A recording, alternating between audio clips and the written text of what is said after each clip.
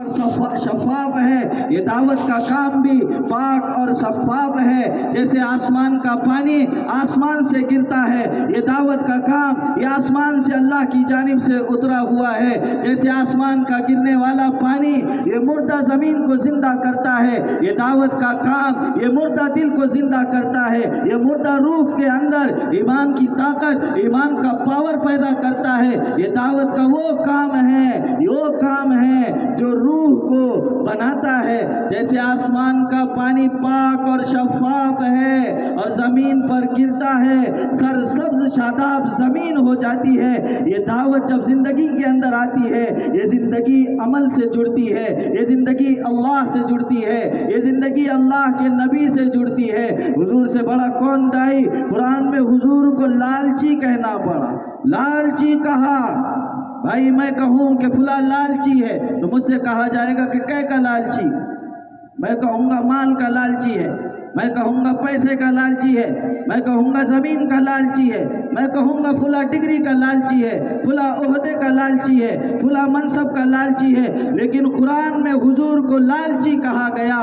لَقَدْ جَاءَكُمْ رَسُولٌ مِّنْ أَنفُسِكُمْ عَزِيزٌ عَلَيْهِ مَا عَنِتُّمْ حریص کہتے ہیں لالچی کو۔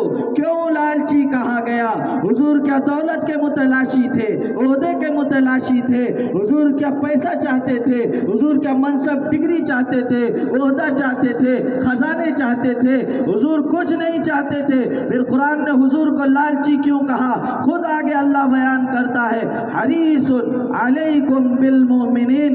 آپ یہ ایمان والوں کے سلسلے میں، آپ یہ سب کے سلسلے میں، یہ مکہ والوں کے سلسلے میں، اس کے اطراف میں رہنے والے تمام قبائل کے سلسلے میں، اور اس دھرتی پر ایک ایک فرد کے سلسلے میں حضور آپ کتنے لالچی ہیں کہ آپ چاہتے ہیں کہ ایک ایک شخص وہ جہنم سے بچ کر کس طریقے سے جنت کے اندر داخل ہو جائے۔ حضور کو لالچی اللہ نے کہا ہے، اور لالچی حضور اس بات پر ہے کہ ایک ایک امتی وہ جنت کے اندر داخل ہو جائے، وہ جنت کے اندر چلا جائے۔ اللہ کے پاک رسول آج یہ امت اس دعوت کے کام کو بھلا دی، یہ دعوت کے کام کو بھلا دی۔ میرے عزیزوں، صحابہ کا ایک ایک بچہ جوان، ایک ایک خاتون، چھوٹی بچی کلمہ گو مسلمان، ایک ایک فرد وہ داعی ہوا کرتا تھا۔ وہ کہیں بیٹھتا تھا کہتا تھا آؤ ایمان کے حلقے لگائیں، آؤ تھوڑا سا قرآن سیکھیں، آؤ تھوڑی سی حضور کی باتیں کریں، آؤ تھوڑا سا اللہ کی وحدانیت پر بات کریں۔ ایک ایک فرد کو حضور نے داعی بنایا تھا۔ خود حضور اتنے بڑے داعی، اور اس امت کے ایک ایک فرد کی فکر میں اللہ کے رسول سرکار دو عالم صلی اللہ علیہ وسلم کو پتا چلا کہ پہاڑ کے اس پار ایک حاجیوں کا قافلہ آیا ہوا ہے، حاجیوں کا قافلہ آیا ہوا ہے، اور تیز و تن بارش چل رہی ہے، اور تیز و تن ہوا چل رہی ہے۔ حضور اس امت کے ایک ایک فرد کی فکر میں جا رہے ہیں، دعوت دینے جا رہے ہیں۔ حضور سے بڑھ کر کس کا مقام ہے؟ حضور سے بڑھ کر کس کا رتبہ ہے کہ حضور چل کر جا رہے ہیں، گھر تک پہنچ رہے ہیں، گھر پر جا کر دستک دے رہے ہیں۔ یہ تو بارش ہو رہی تھی، تیز و تن ہوا چل رہی تھی۔ اس موقع پر حضور گئے کہ وہ پہاڑ کے اس پار کچھ خیمے کے اندر لوگ ہیں، انہیں اللہ کا پیغام سنایا جائے، انہیں آخرت کے بارے میں کچھ بتایا جائے، انہیں جنت اور جہنم کے بارے میں کچھ بتایا جائے۔ حضور بھاگے اور حضور پہاڑ پر چل رہے تھے۔ حضرت ابو بکر صدیق ساتھ میں تھے۔ حضور پہاڑ کے چکنے پن کی وجہ سے، بارش تیز و تن گر رہی تھی، وہ پہاڑ چکنا، حضور پیر پھسل کے حضور گرتے ہیں، پھر چڑھتے ہیں، پھر گرتے ہیں۔ ابو بکر دیکھ کر کہتے ہیں اللہ کے رسول تھوڑا بارش رکنے کا تو انتظار کریں، تھوڑا ہوا رکنے کا تو انتظار کریں۔ بارش رک جائے گی، ہوا رک جائے گی، پھر ہم جا کر دعوت دے دیں گے، پھر ہم جا کر بات کو سمجھا دیں گے۔ حضور نے فرمایا نا، پہلے میں جا کر دعوت دوں گا، سمجھاؤں گا۔ اگر یہ قافلے والے یہ بارش کی وجہ سے رکے ہوئے ہیں، یہ تیز و تن ہوا کی وجہ سے رکے ہوئے ہیں، ابو بکر بارش رک جائے گی، ہوا رک جائے گی، یہ کوچ کر جائیں گے، یہ چلے جائیں گے، پھر نہ جانے مجھے کہاں ملیں گے۔ ایک ایک فرد کی حضور فکر فرما رہے۔ حضور نے فرمایا جس کے دل میں میری امت کا غم نہیں ہے، جس کے دل میں میرے امت کے بے دینی کی ایک ایک فرد کی فکر نہیں ہے وہ میری امت میں سے نہیں ہے۔ یہ تو پتہ چلا کہ نماز پڑھنے والے کا دین سے کوئی تعلق نہیں ہے، یہ تو پتہ چلا کہ دیگر اعمال کرنے والا وہ حضور کی امت میں سے پتہ نہیں ہے، حضور کی امت میں سے نہیں ہے۔ لیکن میرے مسلمانوں، ہم کو یہ نہیں پتا ہے، ہم کو یہ نہیں پتا ہے کہ یہ دعوت کے عظیم فریضے سے ہم منصرف ہو جائیں گے، اس امت کے ایک ایک فرد سے ہم منہ پھیر لیں گے، اس امت کے ایک ایک فرد کی ہم فکر نہیں کریں گے۔ تو حضور کا یہ بھی فرمان ہمارے دماغ میں ہونا چاہیے کہ حضور نے فرمایا جس کے دل میں میری امت کا غم نہ ہو، جس کے دل میں میرے امت کے بے دینی پر ایک آنسو نہ ٹپکتا ہو، اس کا تعلق میری امت سے نہیں، اس کا تعلق میری امت سے نہیں۔ طفیل بن عمرو الدوسی رضی اللہ تعالیٰ عنہ آئے، اللہ کے نبی سرکار دو عالم صلی اللہ علیہ وسلم کے پاس بیٹھے، حضور انہیں نصیحت کرنے لگے اور سمجھایا کہ طفیل جب تم اپنی قوم کے پاس جانا اپنے ایک ایک فرد کی فکر کرنا، چھوٹے بچے کی فکر کرنا، بڑے کی فکر کرنا، جوان کی فکر کرنا، ہر فرد کی فکر کرنا۔ طفیل کو داعی بنا کر حضور نے بھیجے۔ حضرت طفیل جاتے اپنی قوم کے پاس جاتے ہیں اور انہیں اللہ کا پیغام، حضور کا پیغام سمجھاتے ہیں، سناتے ہیں۔ ساری کی ساری قوم وہ حضور کے پاس آتی ہے اور حضور کے ہاتھ پر بیعت فرماتی ہے۔ معاشرہ کیسے سدھرے گا، ہمارا گھر کا نظام کیسے بدلے گا؟ وہ دعوت سے بدلے گا۔ کی بے دینی کو دیکھ کر کوئی رونے والا ہوتا، اس امت کی بے دینی کو دیکھ کر کوئی فکر کرنے والا ہوتا، کوئی گھر پر جا کر سمجھانے والا ہوتا، کوئی دستک دے کر اسے منکر کے ماحول سے نکال کر، برائی کے ماحول سے نکال کر اسے مسجد کے حلقوں سے جوڑنے والا ہوتا، اسے ایمان کے حلقوں سے جوڑنے والا ہوتا۔ ایک ایک امت کی فکر کرنا ضروری ہے۔ صحابہ رضی اللہ عنہم اجمعین نے اس امت کی ایک ایک فرد کی فکر کی۔ حضرت عمر رضی اللہ تعالیٰ عنہ کو پتہ چلا کہ مکہ کے ایک بڑا قبیلہ ہے اور اس قبیلے کا ایک بڑا سردار ہے۔ سننا، غور سے سننا کہ صحابہ کیسے اس امت کے ایک ایک فرد کی فکر کرتے تھے۔ حضور نے کیسا دعوت اور ایمان کو ان کے گھٹیوں کے اندر پیوست کیا تھا، ان کے خون کے اندر کیسا دعوت دوڑتا تھا، دعوت کا کام دوڑتا تھا۔ میرے عزیزوں، حضرت عمر کو پتہ چلا کہ مکہ کے قبیلے کا ایک بڑا سردار وہ یہاں سے فرار ہو چکا ہے اور وہ چین چلا گیا تھا۔ علامہ سیوطی رحمت اللہ علیہ نے تاریخ الخلفاء میں لکھا ہے وہ چین گیا۔ حضرت عمر رضی اللہ تعالیٰ عنہ چند صحابہ کی جماعت تیار فرما رہے ہیں اور انہیں چین روانہ کر رہے ہیں اور فرما رہے ہیں کہ اسے دعوت دینا، اسے میرے پاس لے کر آنا اور اسے اللہ رسول کا پیغام سنانا۔ اس ایک فرد کی فکر میں چین بھیجا جا رہا ہے۔ کہاں سے؟ یہ آج کے جیسی سہولتیں تھوڑی تھی، کتنا لمبا سفر ہے۔ وہ وہاں سے مدینے سے یہ چین کی طرف ان کا سفر ہو رہا ہے۔ جب صحابہ چین آتے ہیں اور اسے اللہ رسول کا پیغام سناتے ہیں اور امیر المومنین کا پیغام سناتے ہیں کہ حضرت عمر نے کہا ہے کہ آپ مدینے آ جائیں، اللہ رسول کی بات مان لیں، آپ کامیاب ہو جائیں گے۔ تو اس نے کہا کہ ہاں ٹھیک ہے، میں امیر المومنین کی بات سنتا ہوں، میں اللہ رسول کی بات بھی مانوں گا، میں مدینے بھی آؤں گا اور امیر المومنین کی خدمت میں بھی رہوں گا، لیکن میری دو شرطیں۔ بھائیو کتنی شرطیں ہیں؟ دو شرطیں۔ سننا، یہ دین کی دعوت ہم تک ایسے ہی نہیں پہنچی، یہ بڑی قربانیوں سے ہم تک پہنچی ہے۔ ایک ایک فرد، یہ داڑھی ٹوپی، یہ بڑی قربانیوں سے ہمارے سر پر آئی ہے۔ میرے عزیزوں، حضرت عمر رضی اللہ تعالیٰ عنہ نے جب بھیجا اور انہوں نے سمجھایا، جب پیغام سنایا تو انہوں نے کہا کہ دو شرطیں۔ صحابہ نے پوچھا کہ کون سی دو شرطیں ہیں؟ کہنے لگے سب سے پہلی یہ شرط ہے کہ ہم مدینہ بھی آئیں گے، اللہ رسول کی بات بھی سنیں گے، امیر المومنین کی خدمت بھی رہیں گے اور اپنے آپ کو بنانے کی فکر بھی کریں گے، لیکن ہماری دو شرطیں ہیں۔ ان میں سے پہلی شرط یہ ہے کہ حضرت عمر اپنی بہن کا نکاح مجھ سے کرائیں، حضرت عمر اپنی بہن کا نکاح مجھ سے کرائیں۔ کہنے لگے امیر المومنین اس بات کو تسلیم کر لیں، اس کی گارنٹی ہم دیتے ہیں کہ حضرت عمر تیری بات کو قبول کر لیں گے، تیری اس شرط کو قبول کر لیں گے، اور تیری فکر کی خاطر تجھے صحیح راستے پر لانے کے لیے، اللہ رسول کو تیری زندگی میں لانے کے لیے وہ اپنی بہن کی قربانی بھی دے سکتے ہیں۔ اس کی گارنٹی ہم دیتے ہیں۔ تیری دوسری کیا شرط ہے؟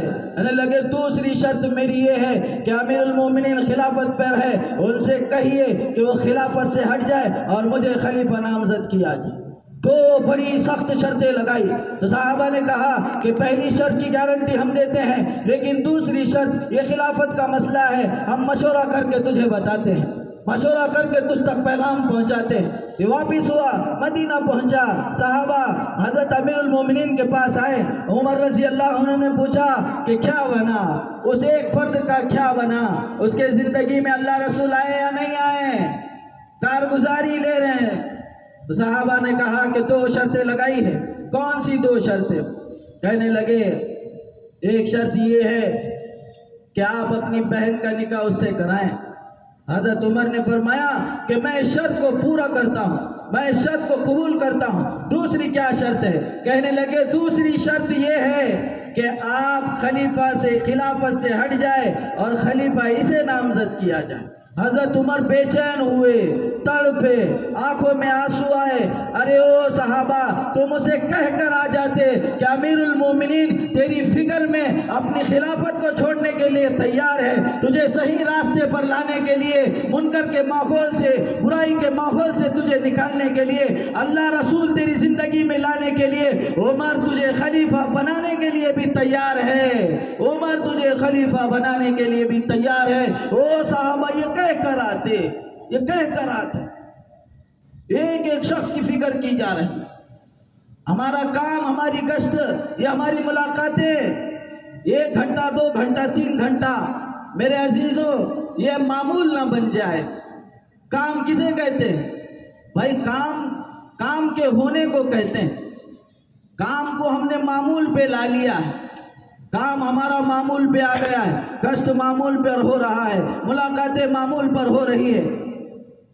یہ معمول نہیں چاہیے، بلکہ کام چاہیے کہ ہر فرد کو منکر کے ماحول سے نکالا جائے، ہر فرد کو، ایک ایک شخص کو برائی کے ماحول سے نکالا جائے۔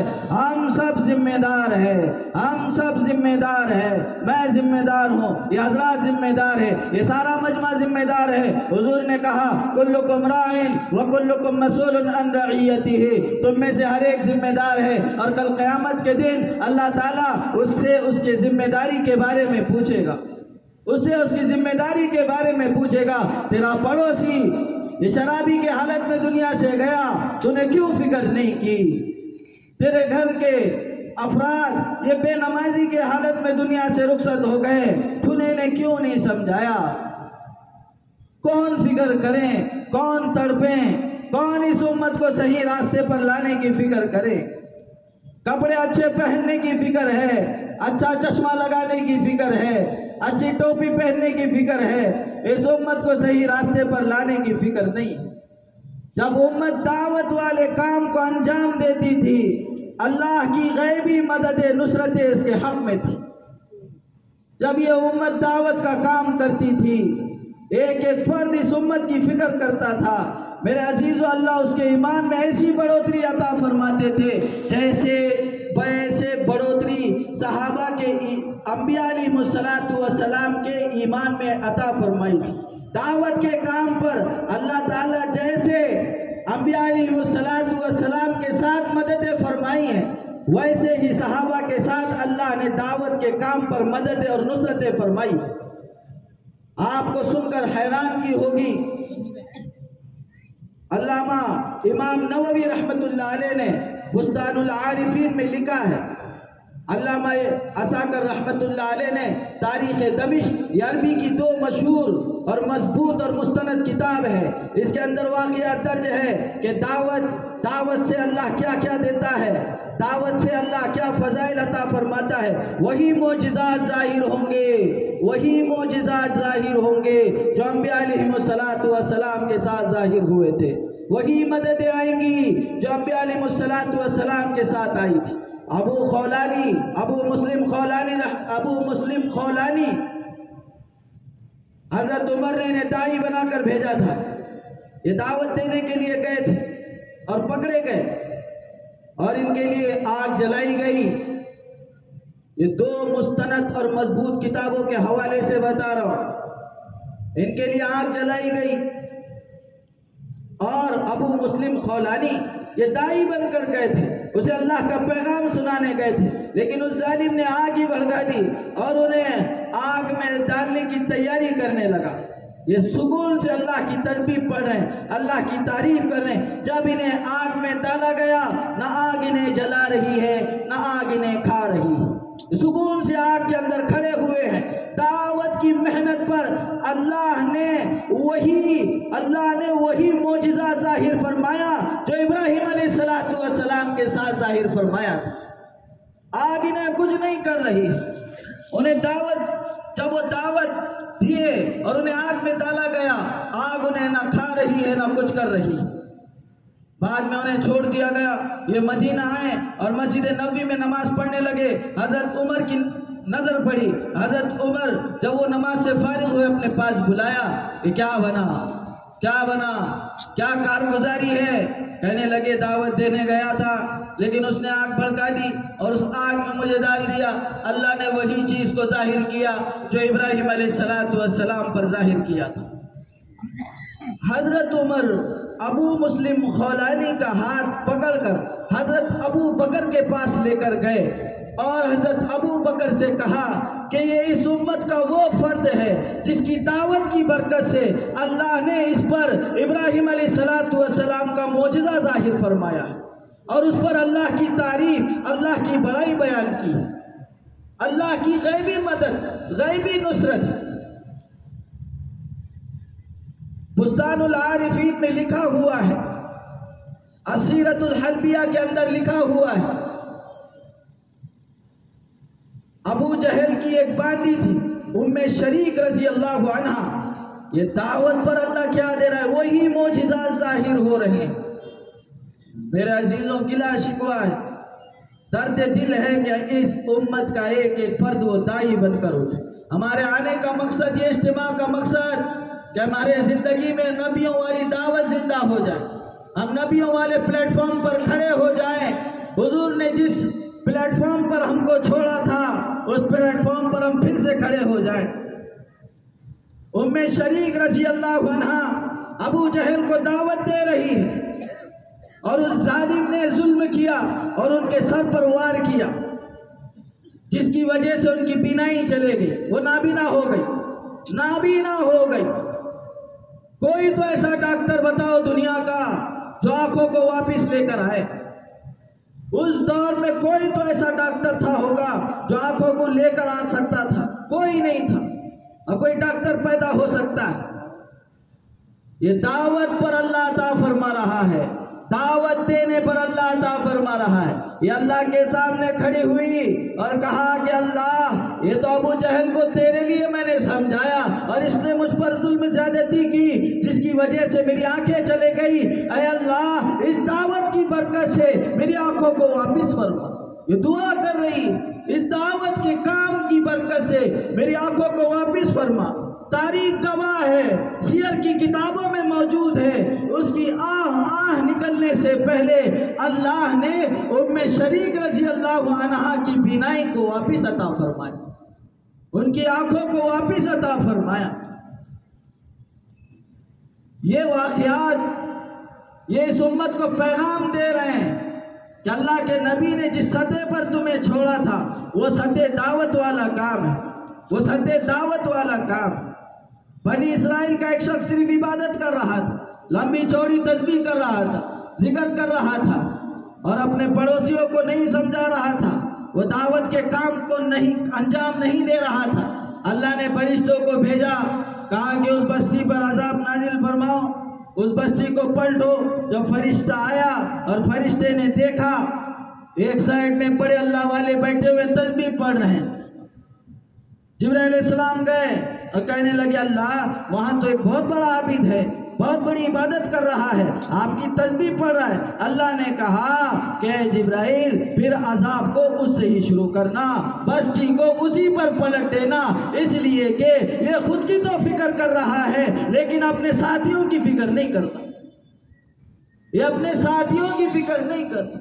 ہم میں سے ہر ایک شخص، پورا ہمارا معاشرہ، جتنے ہمارے گھر ہیں، ایک ایک فرد سے ملاقات ہوگی، اسے منکر کے ماحول سے نکال کر مسجد کے ماحول میں، ایمان کے حلقوں میں اور دعوت کے حلقوں میں لایا جائے گا، منکر کا ماحول ختم ہوگا اور نیکی کا ماحول شروع ہوگا اور نیکی کا ماحول پھیلے گا۔ اللہ تعالیٰ اس دعوت پر عطا فرماتے ہیں۔ میرے عزیزوں، الجواہر فی عقوبت اہل القبور ایک عربی کی مستند کتاب ہے، اس کے اندر واقعہ لکھا ہوا ہے، دعوت پر انبیاء علیہ السلام کے معجزات ظاہر ہو رہے ہیں۔ کوئی تو بتائے اس امت کے کیا خصوصیات، آج دعوت کا کام چھوڑنے سے یہ امت ان خصوصیات سے محروم ہو گئی، ان خصوصیات سے محروم ہو گئی جو ذمہ داری حضور نے اس کے کندھوں پر ڈالی تھی۔ آج یہ امت اس ذمہ داری کو ذمہ داری نہیں سمجھتی، گھر کے کام کو ذمہ داری سمجھتی، وہ پانی کا